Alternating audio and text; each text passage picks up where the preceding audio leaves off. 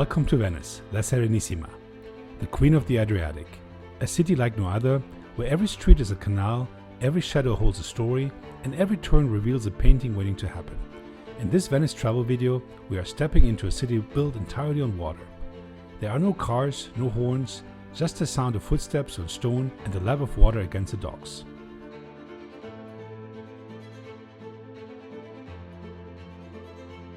There is so much to see in Venice that I decided to split up this comprehensive video tour guide in Venice into several chapters, following the major districts of the city. Stick around to the end, where we'll showcase the famous Murano island, explore Venice at night, and give you many practical tips on how to best plan your trip to this glorious city. But let's get started, let's explore Venice.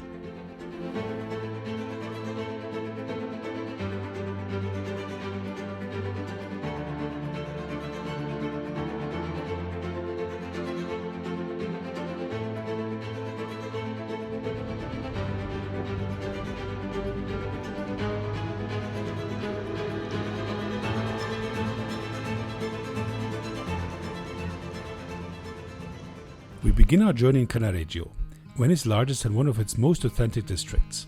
This area breathes real Venetian life. It's also where real Venetians live. Quiet canals wind between centuries-old homes, and in the mornings you'll see neighbors chatting at bakeries or unload fresh vegetables from boats. Cannaregio was once the city's commercial lifeline, and it's still rich in stories. Let's check it out.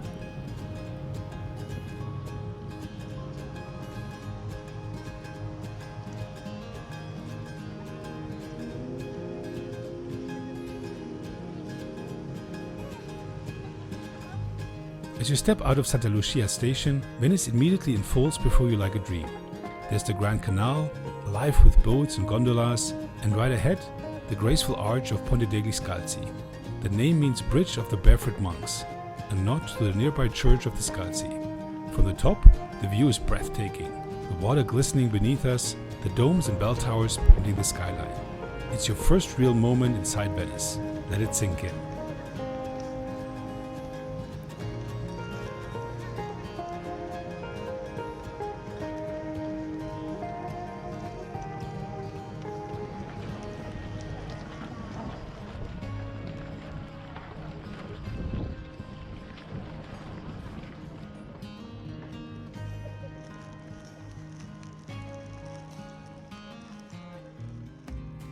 Let's head down the bustling Rio Terà, Lista di Spagna, one of the busiest pedestrian streets in the city.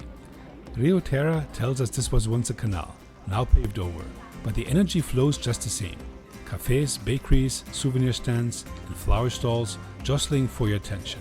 This is Venice alive and humming, a perfect contrast to the quiet corners we'll find later.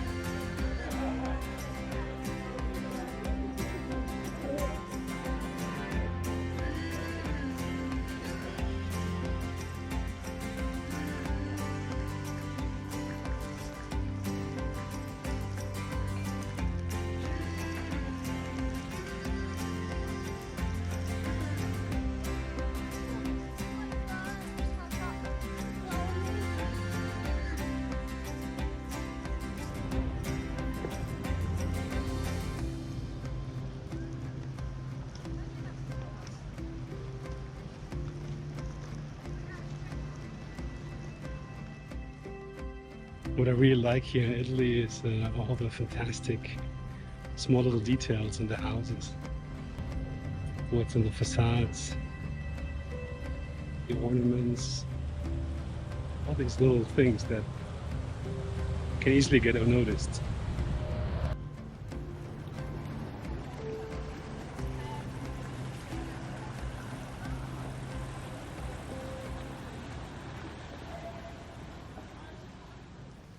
Now let's explore the quiet northern shore of Cannaregio.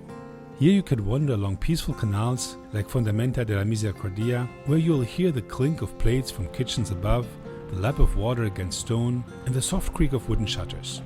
This is Venice at its most authentic. It feels like a Caravaggio painting come to life. breathe it in, because from this gentle start, we're about to dive into the heart of the floating city.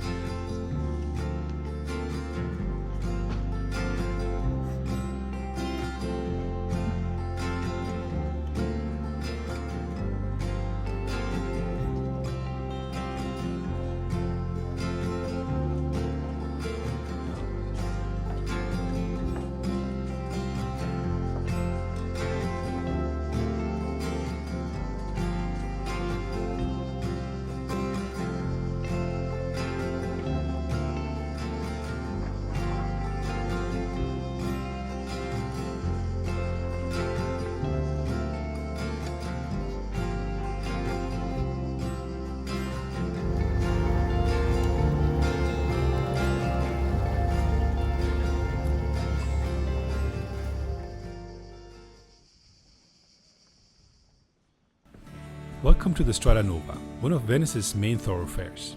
This long, lively street stretches from the train station deep into the heart of the city, weaving through local neighborhoods and bustling marketplaces. Centuries-old buildings now host boutiques, bakeries and bookstores. If you're looking for a souvenir or just want to see Venetian life in motion, this is your place. This wide street was created in the 1800s to help connect Venice's train station to the center. And today, it's bustling with life. Cafes are serving hot cappuccinos, locals rushing by with shopping bags, and windows full of Venetian masks and Murano glass. If you're hungry, try a bite of fresh trapezzini sandwiches or grab a scoop of pistachio gelato.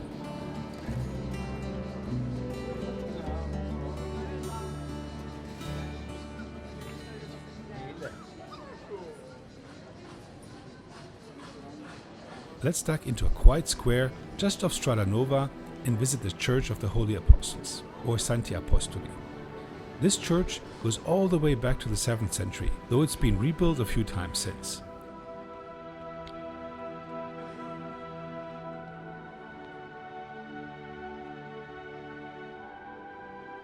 Inside you'll find beautiful works by Giambattista Tiepolo and a chapel where a Venetian cardinal is buried beneath elegant stone.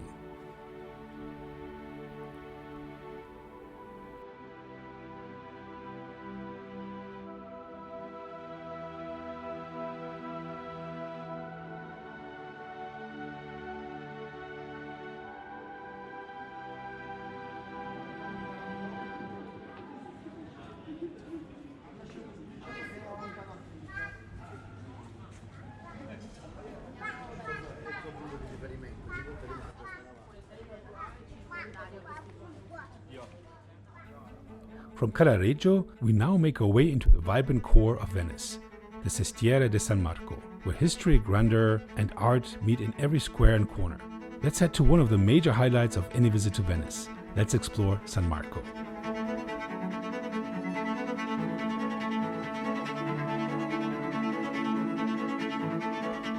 Our first stop in San Marco is San Giovanni Crisostomo, one of Venice's smaller churches, but packed with Renaissance beauty.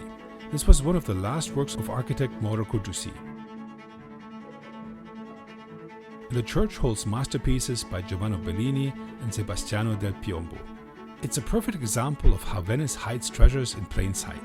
You probably won't see crowds here, and that's part of its charm. Step inside, take a breath, and admire the golden light playing off the frescoes.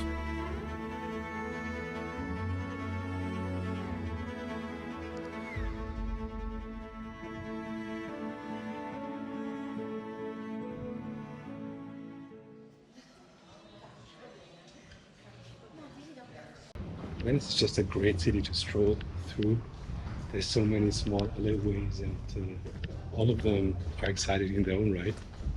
And you discover all kinds of really cool vistas along the way. The best way is just to get lost in Venice You can't really get lost. You always find the Grand Canal. But that's the exciting part of exploring the city and seeing where these are. It's just really hidden gems when you go through Venice. Check that out, isn't that great?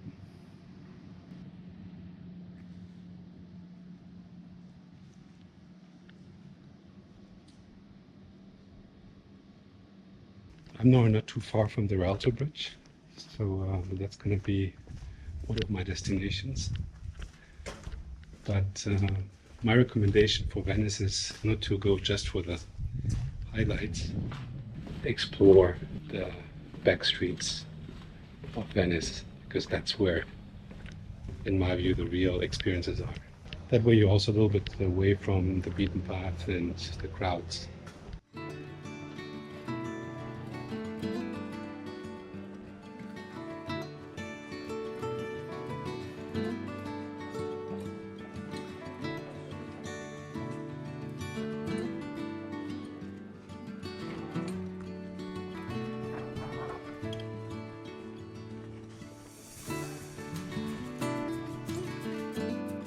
Next, let's wind our way towards one of Venice's most iconic sites, the famous Rialto Bridge. You'll know you're getting close when you feel the buzz of activity. Shops line two sides of the bridge, which has stood here since 1591.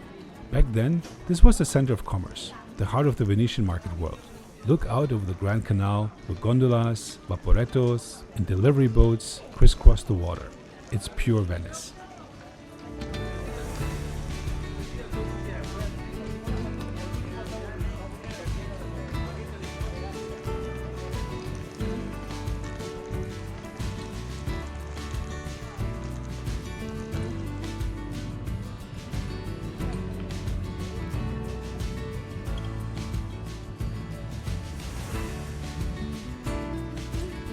As a pro tip, it's best to come here early in the morning or at night for a more peaceful view.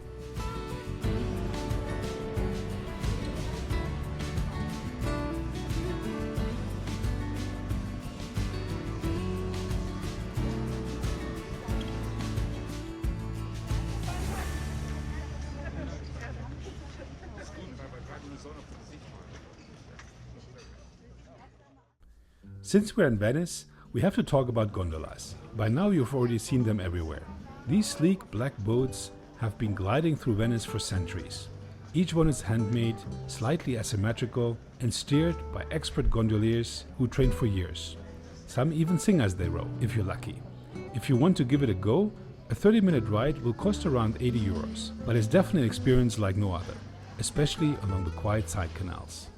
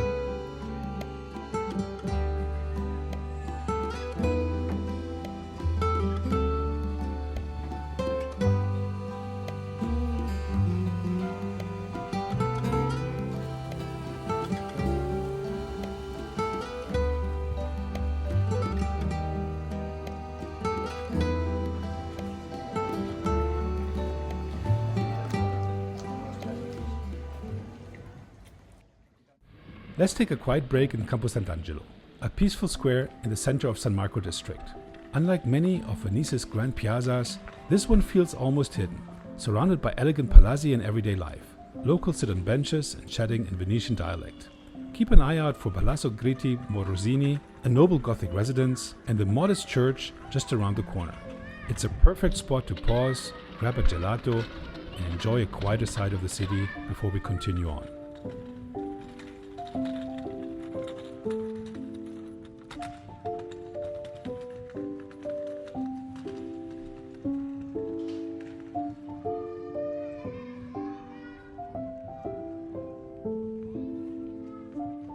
Only a few steps further, our next stop is Campo Stefano, one of Venice's largest and most elegant squares. Right in the center, the towering statue pays homage to Niccolò Tommaseo, a philosopher and writer who played a big role in Italy's unification. The facades of the surrounding buildings tell stories from different centuries, and if you're here in summer, you may even catch a concert or an art fair.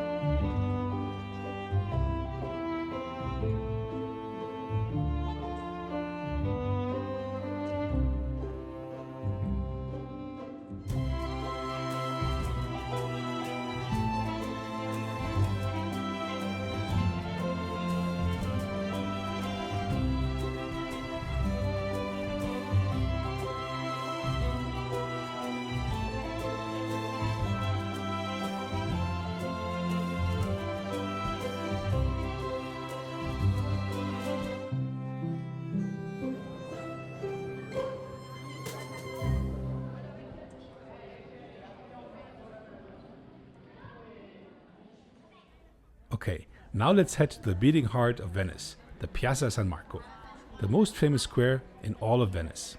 Surrounded by arcades, echoing with music and filled with light, this piazza is nothing but stunning. This is where ceremonies, parades, and political life once unfolded. Napoleon called it the drawing room of Europe. And as you stand here, you'll see why. Take in the mosaics, the bell tower, and the cafes where orchestras still play. It's grand, timeless, and full of life, whether during the day or at night.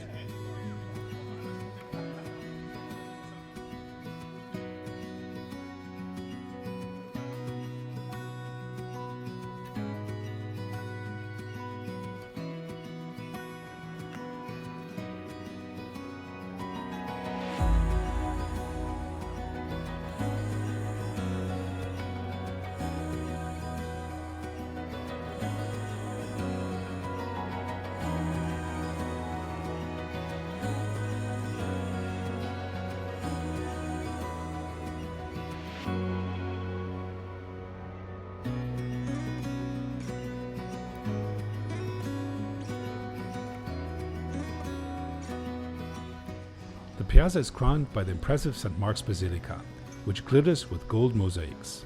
The church was built to house the remains of St. Mark, smuggled here from Alexandria.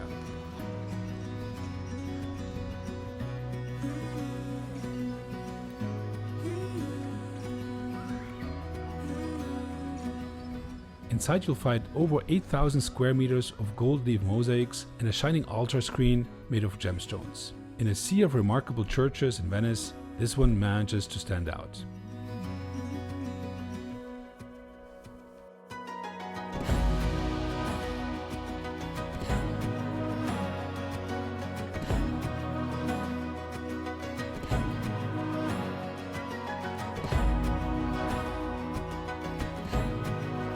Right next door is the George's Palace, or Palazzo Ducale, once home to Venice's rulers.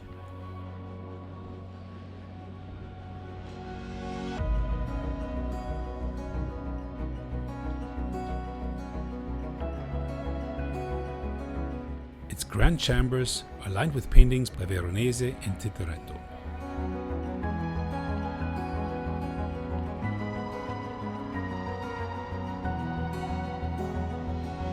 We'll walk across the Bridge of Sighs, a small enclosed walkway that connected the courtrooms to the prison. Imagine prisoners taking one last look at Venice through those tiny windows.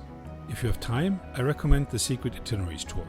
It takes you into the hidden corners, the torture rooms, the archives, and the private offices of power.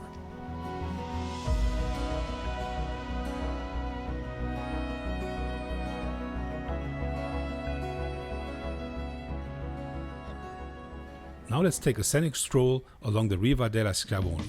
This wide promenade is full of gondolas, artists, and one incredible view after another.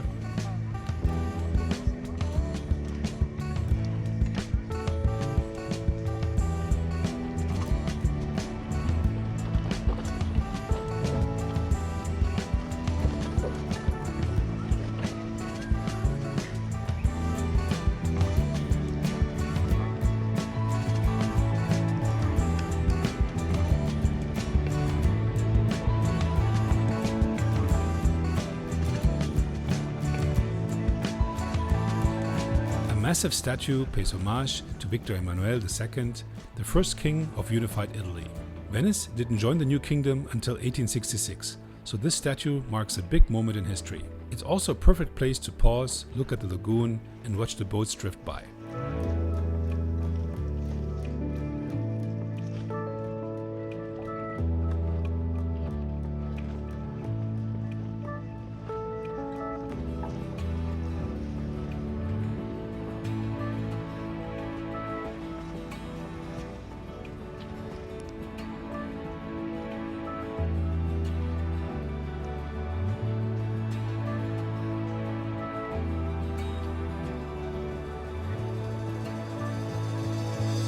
Feeling ready for some greenery, let's keep walking east to the Giardini della Biennale.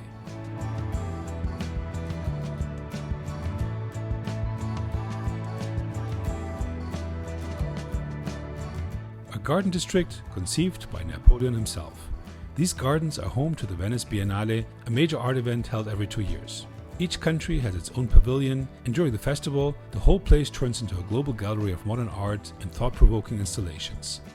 Even if there's no show, the trees and fountains make this a peaceful escape from the city bustle.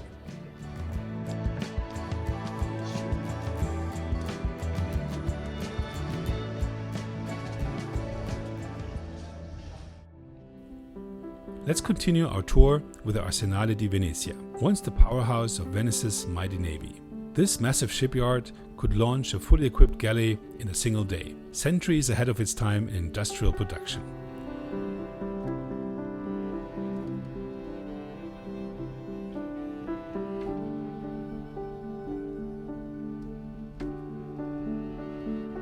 At the grand entrance, you'll spot the famous Parish lion, one of 4 marble lions brought from Greece. If you look closely, you can spot some runic inscriptions made by Viking mercenaries, likely part of the Varangian Guard who served the Byzantine emperor.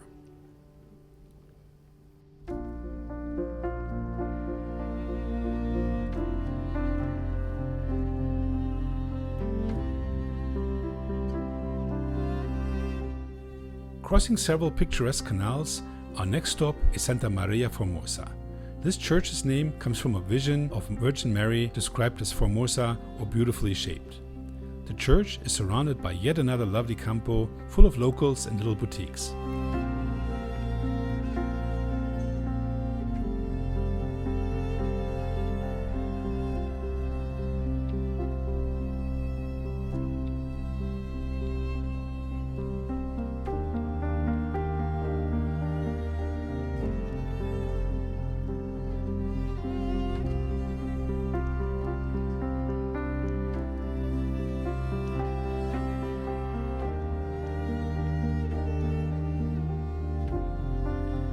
Inside, you'll find Renaissance paintings and the warmth of real Venetian spirituality. It's quiet, a little quirky, and full of charm.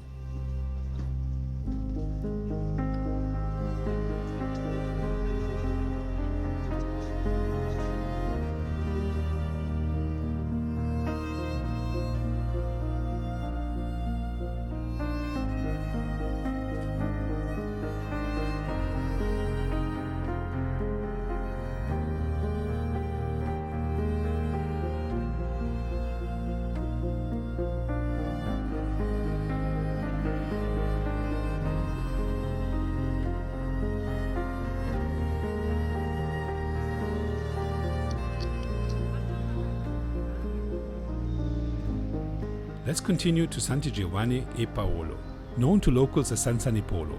This massive Gothic church is where many of Venice's doges are buried.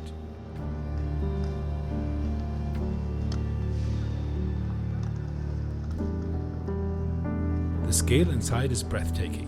It feels more like a royal mausoleum than a parish church.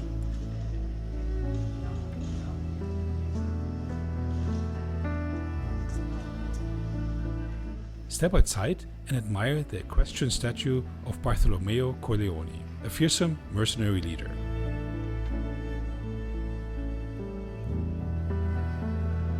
Don't miss the Scuola Grande di San Marco, now a hospital with a stunning Renaissance facade.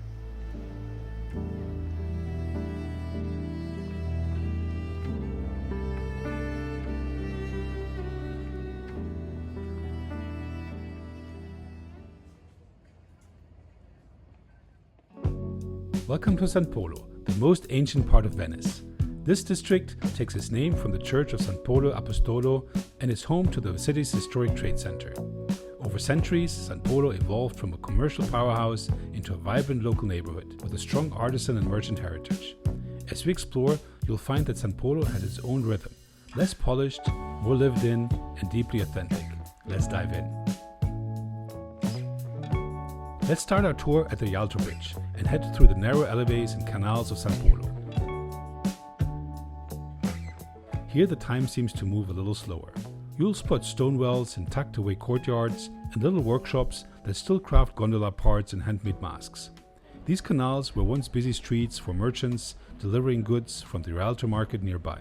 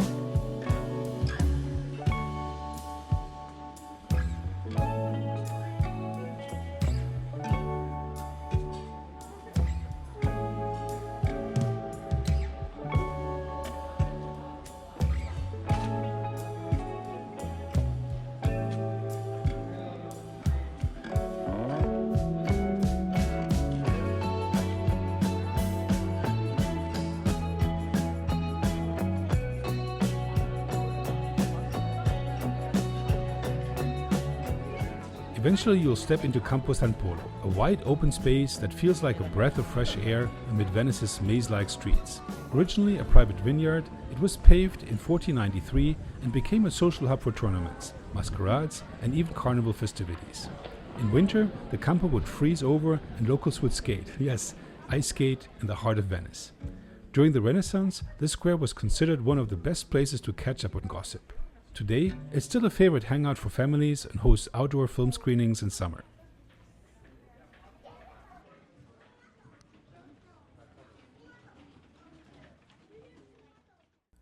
Let's head over to the magnificent Frari Basilica, a monumental church that holds Venice's artistic soul. Built by the Franciscans between the 14th and 15th centuries, it stands as a symbol of humility.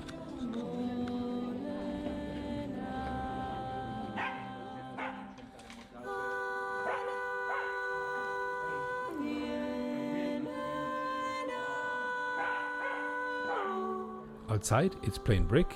Inside, it's filled with masterpieces. Most famous is Titian's Assumption of the Virgin, glowing above the high altar.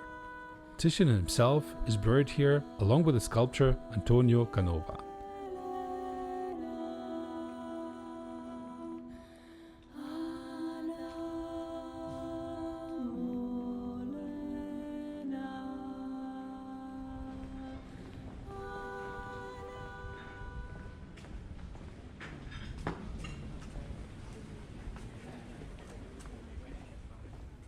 Just across the square lies the breathtaking Scuola Grande di San Rocco, a 16th century confraternity hall covered floor to ceiling with paintings by Tintoretto. This building used to house a charitable brotherhood dedicated to Saint Roche, the protector against plague.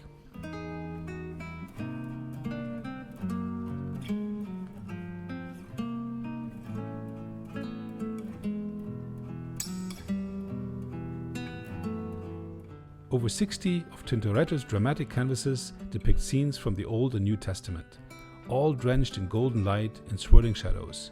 Make sure to not miss this artistic highlight. The place is a masterpiece in every direction.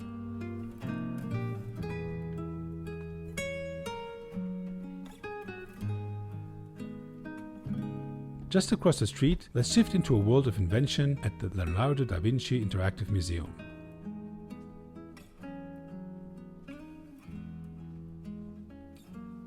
Set inside a small historic building, the museum features wooden recreations of Leonardo's machines.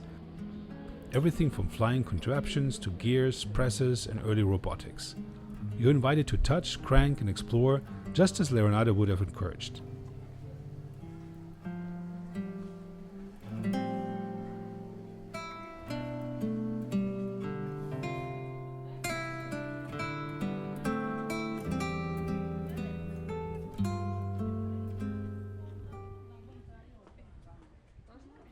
And now, hop aboard. We're taking a water taxi ride along the Grand Canal, Venice's liquid highway. Valporetto, line number 1, takes you right down the Grand Canal, past opulent palaces, colorful facades, and reflections that shimmer like oil paint.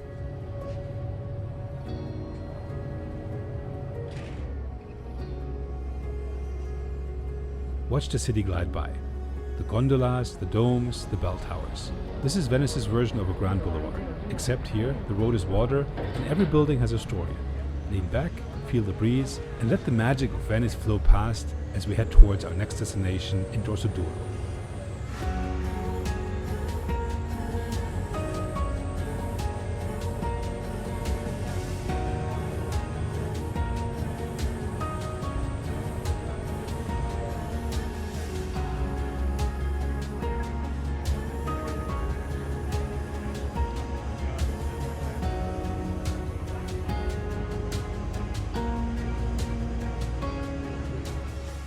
Welcome to Dorsoduro, the district where art meets serenity.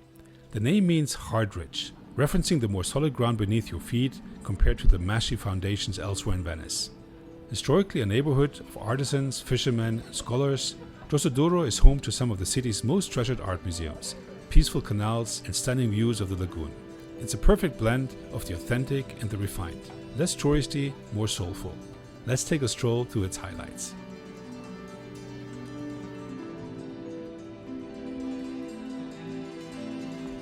Let's begin at the Ponte dell'Accademia, one of only 4 bridges spanning the Grand Canal. This wooden arch bridge, originally built in 1933, offers one of the most photogenic views in all of Venice. From here, you can gaze down the canal towards S.Maria della Salute and across to San Marco. Artists set up easels here to capture the city's light, especially at sunrise and sunset. And just beside the bridge is the Galleria dell'Accademia, Venice's premier art museum, housing masterpieces by Bellini, Veronese, Tintoretto, and Tiepolo.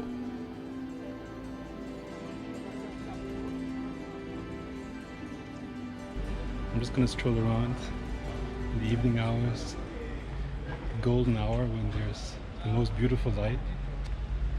Let's check out Venice during sunset. As the golden hour settles over Dorsoduro, let's wander into its quiet back streets and peaceful canals. Here, far from the crowds, the light glows warm on faded facades and dances gently on the water. We'll follow the Rio di San Barnaba, one of the most picturesque corners of the district. Locals pause on tiny bridges, soft laughter echoes through narrow alleys, and the scent of dinner begins to fill the air. There's a serene beauty in these hidden canals at golden hour, timeless, poetic, and unmistakably Venetian.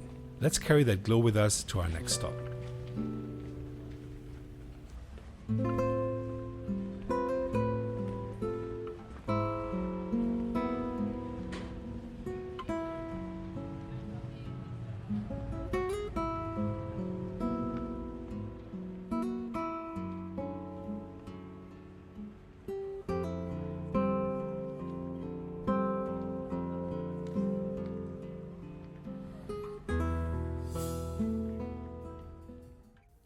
Standing proudly at the mouth of the Grand Canal is the Basilica di Santa Maria della Salute, a Baroque masterpiece built as a vow to end the devastating plague of 1630.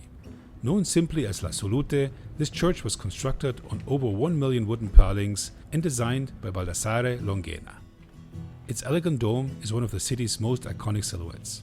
Inside you find Titian's altarpieces and a stunning floor pattern made of dark and white marble that bears the shape of a crown, symbolizing the Virgin's protection over Venice.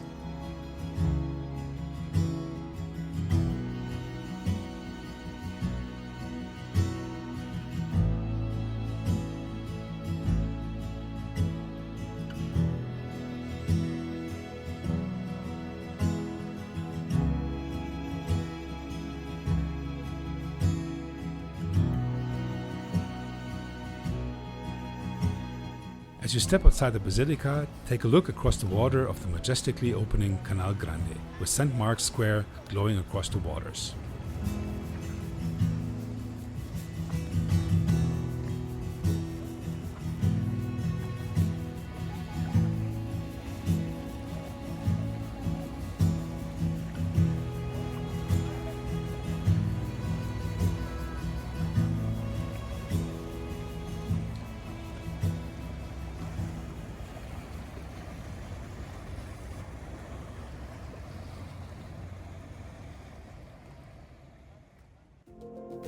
Let's leave the main Venetian islands behind and glide across the Lagoon to Murano, an island with a soul forged in fire.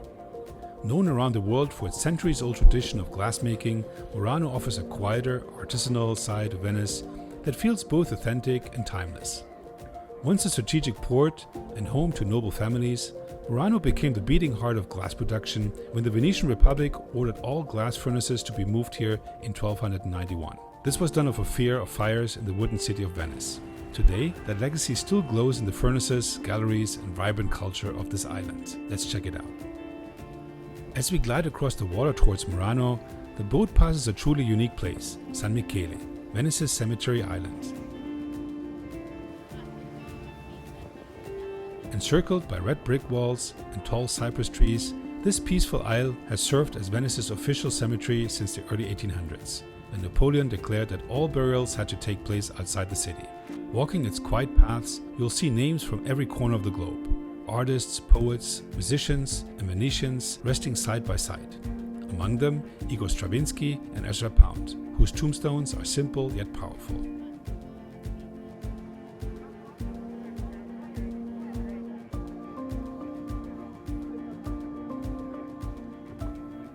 Now let's step into the heart of Murano's magic. The glass-blowing factories, where the island's world-renowned craft comes to life. Inside these historic workshops, fiery furnaces burn day and night, reaching temperatures of over 1000 degrees Celsius. You'll watch master artisans gather glowing glass on long roads, twist it, breathe life into it, and shape it into delicate vases, bold sculptures, and elaborate chandeliers. Each piece is a mix of science, instinct, and centuries of tradition. Murano's secrets were once so precious, glassblowers were forbidden to leave the island. Some even were treated like royalty, others like prisoners.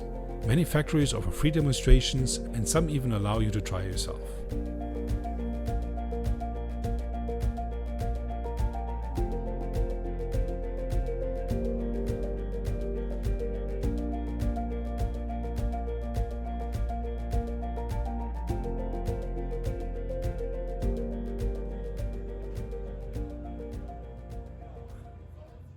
Let's now stroll down Rio de Vetrai, Murano's bustling main shopping street, where glass is not just art, it's life. This is where centuries of creativity line the canal in the form of jewelry, tableware, sculptures, and home decor. From shimmering chandeliers to tiny glass animals, every shop has its own unique style. Some specialize in modern designs, while others stay true to traditional Venetian forms like millefiori beads or gold leaf-infused goblets. Many of the shops are family-run, and you might just find yourself chatting with the very artist who made what you're holding. Be sure to ask for a certificate of authenticity. Real Murano glass is always handmade and always one of a kind.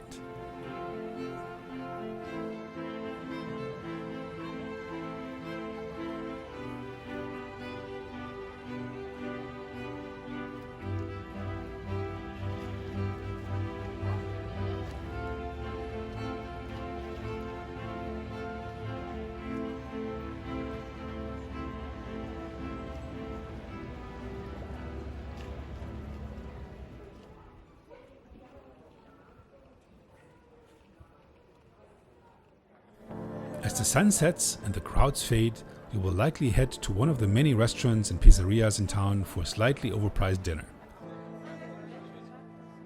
After that, take a walk through Venice as it truly reveals its soul under the moonlight. The city transforms after dark. Lanterns flicker softly over quiet canals, the sound of your footsteps echo on worn cobblestones, and the breeze carries whispers of music and laughter from hidden courtyards. Piazza San Marco becomes serene, almost surreal.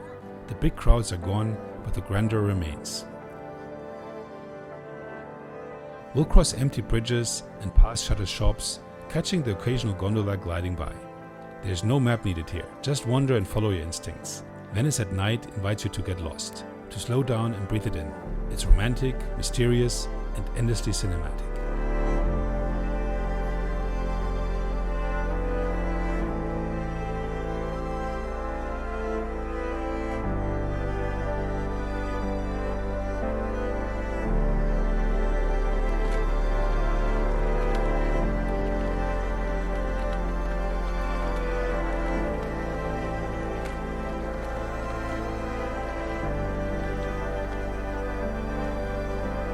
Our journey, as promised, here's your Venice cheat sheet.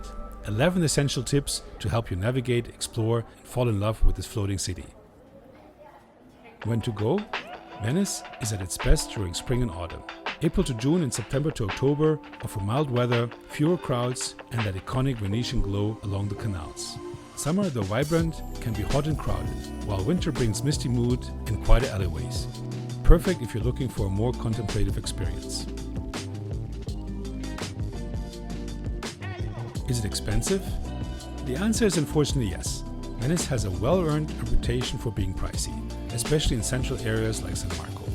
Restaurants often add a coperto, a cover charge, and sitting down for coffee can cost more than standing. Check menus and ask when in doubt, but also know that in Venice sometimes the view is worth the price. Staying in neighborhoods like CANNAREGIO or Dorsoduro, eating at local baccari, or preparing your own sandwiches and avoiding tourist menus can keep costs down while delivering a far more authentic experience. How to get there? If you're arriving by train, Venezia Santa Lucia station places you right on the Grand Canal, and you're just steps away from your first Vaporetto ride. If you're arriving by car, it is most economical to leave your vehicle on the mainland or at one of the designated car parks just before the historic center, since Venice itself is entirely car-free. Mestre offers lower parking rates than the crowded and overpriced parking lots of Piazzale Roma or Concetto on the island. Park Mestre station is secure and right next to the train station, and Venice City Park, while slightly further away, is more affordable and offers shuttle options. Take the train from Mestre FS station and it's only a 10-minute ride to Venezia Santa Lucia. Trains run every 10 to 15 minutes, and when you step off the platform, you're immediately in the city. No transfers needed. It's the easiest and most romantic way to arrive. If you're coming from the airport, Ali Laguna water buses and private taxi boats also offer scenic rides straight into the heart of the city. Where to stay? Choose your base according to your travel style. San Marco district offers proximity to major sites, while CANNAREGIO and Dorsoduro provide a quieter, more local experience. If you're budget conscious, staying in Mestre on the mainland and commuting in by train or tram can also be an option.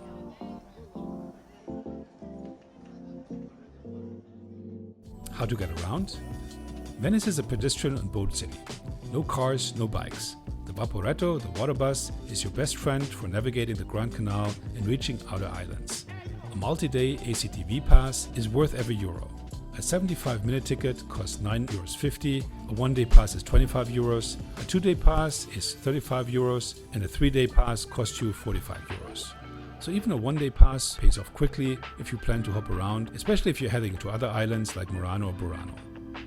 You can buy the passes online at the AVM Venezia Unica website, at ACTV ticket machines located at main Vaporetto stops, and at selected tabacchi shops or kiosks displaying the ACTV logo.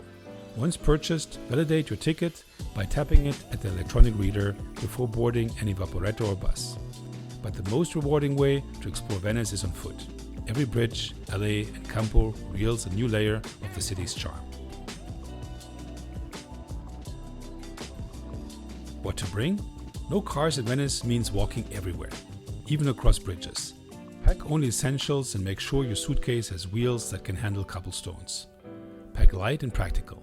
Comfortable walking shoes are a must, and weather-appropriate layers will help with sudden changes.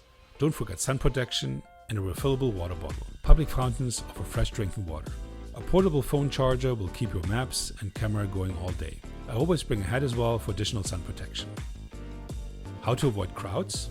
Venice is magical before 9 a.m. Streets and canals are quiet, locals are out and about, and you can experience iconic spots like Piazza San Marco or the Rialto Bridge without the crowds. Bring your camera, as the light during those times is stunning. How to best plan your sightseeing? For places like St. Mark's Basilica and the Doge's Palace, it's best to book tickets online in advance to skip long lines, especially during peak season.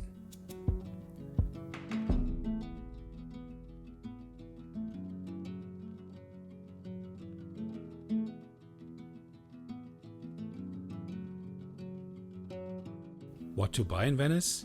Venice's iconic souvenir is Murano glass. Just be sure to buy from certified artisans, not tourist traps.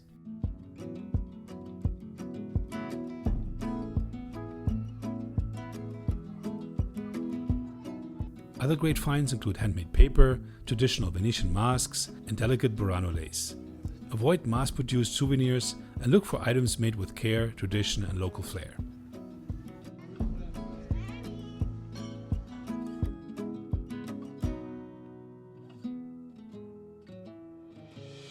Where to eat? Stay clear of restaurants on main tourist paths unless they come highly recommended.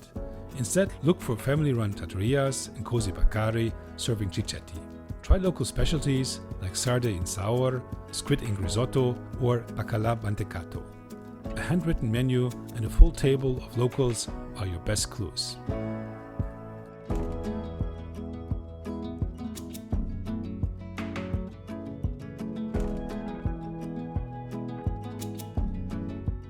Is Venice safe? Venice is one of Europe's safest cities.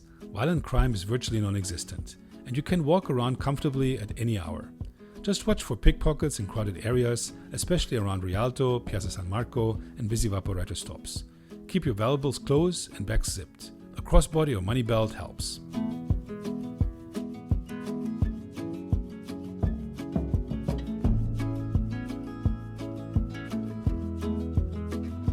Okay, so I hope you enjoyed this video. If you did, please also check out my other videos in Venice and Italy. There's so much more to explore. And give me a thumbs up and leave me a comment. And if you haven't done so yet, please subscribe to my channel. And we'll see each other in the next video. Have a good one. Bye-bye.